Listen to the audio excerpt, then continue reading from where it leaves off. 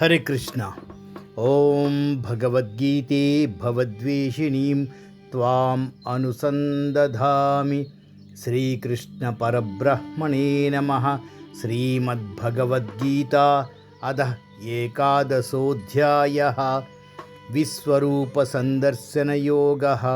ಅರ್ಜುನ ಉವಾಚ ಮದನುಗ್ರಹಾಯ ಪರಮಂ ಗುಹ್ಯಮಧ್ಯಾತ್ಮಸಂಗಿತಂ ಯತ್ವಂ ಯೋಕ್ತಂ ವಚಸ್ತೇನ ಮೋಹೋಯಂ ವಿಗತೋತ್ತಮ.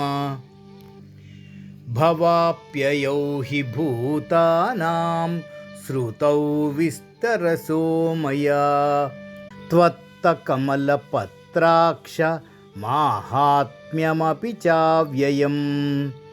ಏವಮೇತದ್ಯಥಾ ತತ್ವಂ ಆತ್ಮಾನಂ ಪರಮೇಶ್ವರ ದ್ರಷ್ಟುಮಿಚ್ಛಾಮಿ ತೇ ರೂಪಂ ಐಶ್ವರಂ ಪುರುಷೋತ್ತಮ.